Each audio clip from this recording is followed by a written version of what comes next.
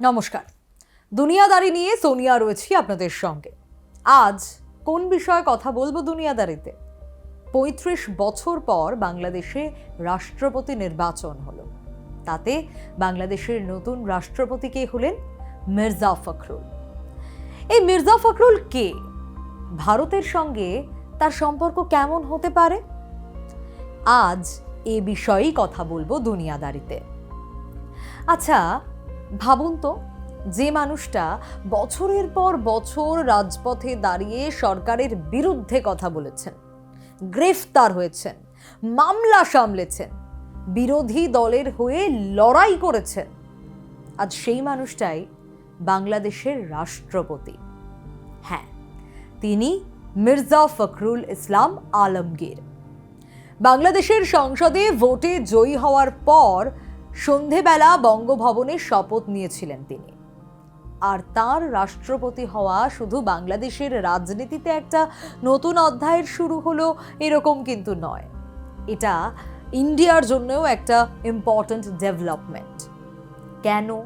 নিশ্চয়ই এ প্রশ্ন আপনাদের মনে ঘোরাফেরা করছে। কারণ মির্জা ফখরুল শুধু একজন রাষ্ট্রপতি নন বা একজন নতুন রাষ্ট্রপতি নন, তিনি বিএনপির দীর্ঘদিনের অন্যতম গুরুত্বপূর্ণ নেতা। আর এখন বাংলাদেশের ক্ষমতার ছবিটা যদি আমরা দেখি, তাহলে সেখানে দেশের প্রধানমন্ত্রী তারেক রহমান আর রাষ্ট্রপতি মির্জা ফখরুল ইসলাম আলমগীর। অর্থাৎ বিএনপির দুই প্রবীণ এবং গুরুত্বপূর্ণ নেতা এখন দেশের দুই শীর্ষ সাংবিধানিক পদে। কিন্তু প্রশ্নটা কোথায়? প্রশ্নটা হচ্ছে, মির্জা ফখরুল আসলে কে? তার ব্যাকগ্রাউন্ড কি?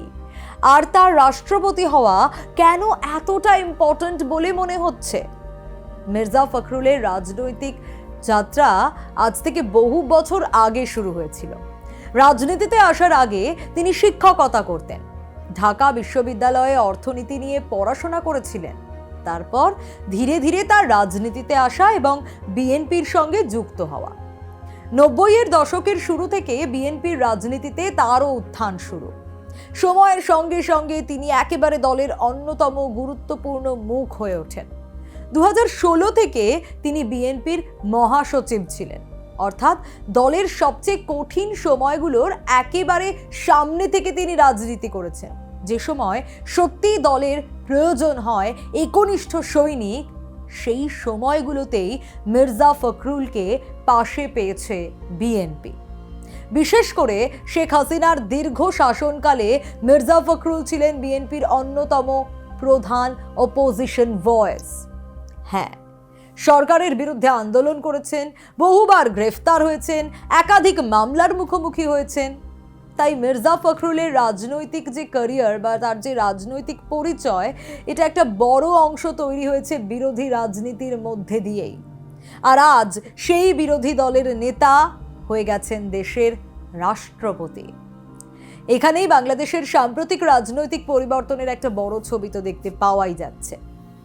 আর এবার আসি সবচেয়ে ইম্পর্ট্যান্ট পার্ট, যেটা ভারতকে নিয়ে মির্জা ফখরুলের কি অবস্থান। এখানে বিষয়টা একটু ক্লিয়ার করি, কারণ ভারতের সঙ্গে বাংলাদেশের ঐতিহাসিক সম্পর্কের গুরুত্বও কিন্তু তিনি স্বীকার করেছেন।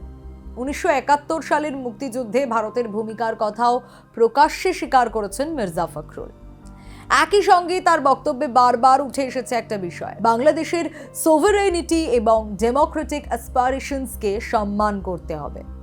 সহজ ভাষায় বললে তার বক্তব্য অনেকটা এরকম, ভারতের সঙ্গে বন্ধুত্ব থাকবে, সম্পর্ক থাকবে, কিন্তু সেই সম্পর্ক হবে দুদেশের সমতার ভিত্তিতে।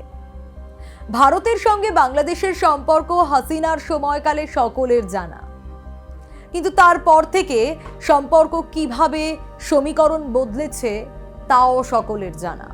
অন্তর্বর্তী সরকার ক্ষমতায় আসার পর কিভাবে বাংলাদেশ ভারতের সঙ্গে ব্যবহার করেছে, কিভাবে বাংলাদেশের সঙ্গে ভারতের সম্পর্ক ক্রমশ অবনতি ঘটেছিল, তা বলার অপেক্ষা রাখে না। ভারত সবসময় প্রতিবেশী মানুষের পাশে, প্রতিবেশী দেশের পাশে থাকতে চায়, কিন্তু অবশ্যই সবটা উজাড় করে নয়, কিছু টার্মস অ্যান্ড কন্ডিশনস তো রাখতেই হবে। বাংলাদেশের অভ্যন্তরীণ রাজনৈতিক সিদ্ধান্ত বাইরের কোনো দেশের প্রভাব থাকা উচিত নয়। আর এখানেই চলে আসে শেখ হাসিনার প্রসঙ্গ। কারণ 2024 সালে শেখ হাসিনা সরকারের পতনের পর তিনি বাংলাদেশ ছেড়ে ভারতে চলে আসেন। তারপর থেকে বাংলাদেশ আর ভারতের সম্পর্কই যে বলছিলাম সবচেয়ে সেন্সিটিভ বিষয়গুলোর একটি হয়ে দাঁড়িয়েছে শেখ হাসিনার প্রত্যর্পণ। বাংলাদেশ তাকে ফেরত চেয়েছে, আর বিএনপি দীর্ঘদিন ধরেই অভিযোগ করে এসেছে যে শেখ হাসিনা সরকারের সঙ্গে ভারতের সম্পর্ক অত্যন্ত ঘনিষ্ঠ ছিল। মির্জা ফখরুলও এই বিষয় নিয়ে ভারতের সমালোচনা করেছেন। 2024-এর ডিসেম্বরেও তিনি ভারতের উদ্দেশ্যে বলেছিলেন বাংলাদেশের মানুষের গণতান্ত্রিক আকাঙ্ক্ষাকে সম্মান করতে হবে। একই সময় তিনি ভারতের সঙ্গে বাংলাদেশের ঐতিহাসিক সম্পর্কের কথাও বলেছেন, অর্থাৎ তার বক্তব্যে দুটো দিকই পাশাপাশি রয়েছে। একদিকে রয়েছে বন্ধুত্বের কথা, অন্যদিকে রয়েছে সোভারেনিটির কথা। একদিকে বাইল্যাটারাল রিলেশনশিপ, অন্যদিকে বাংলাদেশের নিজের রাজনৈতিক সিদ্ধান্তের অধিকার। আর এই জায়গাটাই ইন ফিউচার ইন্ডিয়া বাংলাদেশ রিলেশনশিপের জন্যে খুব ইম্পর্টেন্ট, কারণ দিল্লির সামনে বাংলাদেশের একেবারে নতুন রাজনৈতিক বাস্তবতা এখন রয়েছে। শেখ হাসিনার আওয়ামী লীগ এখন ক্ষমতায় নেই, ক্ষমতায় এখন বিএনপি, প্রধানমন্ত্রী তারেক রহমান, রাষ্ট্রপতি মির্জা ফখরুল। আর বিএনপির সঙ্গে ভারতের সম্পর্কের ইতিহাস আওয়ামী লীগের মতো নয়, তাই দুদেশকেই এখন অনেকটা নতুন করে একে অপরকে বুঝতে হবে। তবে একটা বিষয় মনে রাখতেই হবে, বাংলাদেশের রাষ্ট্রপতি দেশের হেড অফ স্টেট হলেও দেশের দৈনন্দিন এক্সিকিউটিভ পাওয়ার কিন্তু প্রধানমন্ত্রীর নেতৃত্বাধীন সরকারের হাতেই। অর্থাৎ ইন্ডিয়া বাংলাদেশ ফরেন পলিসির সবচেয়ে গুরুত্বপূর্ণ সিদ্ধান্তগুলোতে তারেক রহমানের সরকার এবং তার ফরেন পলিসি টিমের ভূমিকাই থাকবে। তাহলে মির্জা ফখরুলের গুরুত্ব কোথায়? নিশ্চয়ই আপনাদের মনে এবার এই প্রশ্নটা ঘোরাফেরা করছে। রাষ্ট্রপতি হিসেবে তিনি দেশের সাংবিধানিক হেড অফ স্টেট, তিনি রাষ্ট্রের গুরুত্বপূর্ণ প্রতীকী এবং সাংবিধানিক দায়িত্ব পালন করবেন। আর একটা রাজনৈতিক পরিবর্তনের পরে তিনি এই পদে বসেছেন, এটাও ইম্পর্টেন্ট, যথেষ্ট তাৎপর্যপূর্ণ।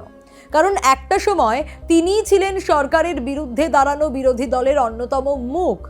আজ তিনিই রাষ্ট্রের সর্বোচ্চ সাংবিধানিক পদগুলোর একটিতে, রাষ্ট্রপতি পদে। এবার প্রশ্ন, মির্জা ফখরুল রাষ্ট্রপতি হওয়ায় ভারতের সঙ্গে বাংলাদেশের সম্পর্ক কেমন হবে? ভালো হবে? খারাপ হবে? এখনই আমরা কোন রকম কোনো সিদ্ধান্তে পৌঁছতে পারি না, বরং দুদেশের সামনে একটা নতুন সুযোগ তৈরি হয়েছে।